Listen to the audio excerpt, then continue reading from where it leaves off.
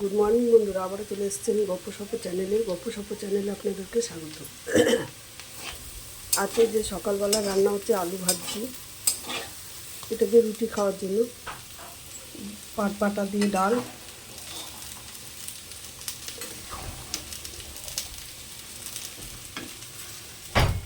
ভেন্ডি দিয়ে আলু দিয়ে একটু মাখা মাখা তরকারি করবো।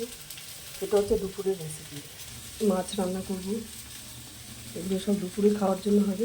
রাতে খাওয়ার জন্য হবে এই যে বিরিয়ানি করবো, তাই বড় বড় করে পিস করে মাংস আনা হয়েছে, মুরগির মাংস।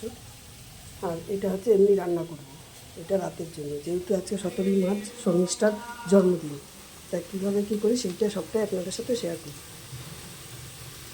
জন্মদিনটা কেক কাটা হবে, পায়েসটাও হবে, সবটাই আপনাদের সাথে শেয়ার করবো, দেখাবো। এখন এই যে পাট শাকটাকে বসেছি, এর মধ্যে নিয়ে আরেকটু সিদ্ধ হয়ে গেলে এবার সোমবারটা দেবো। যে রসুন আর শুকনো লঙ্কাকে আমরা রসুনটাকে থেতো করে তেলে ভেজে নিয়েছি শুকনো লঙ্কা দিয়ে, সেটাই পরে সোমবার দেবো। তা আরেকটু সিদ্ধ হলেই দেবো।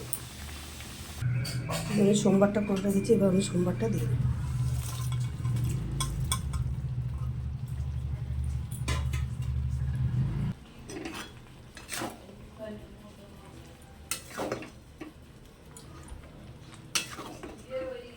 একদম মাখো মাখো হবে ডালটা দিয়ে।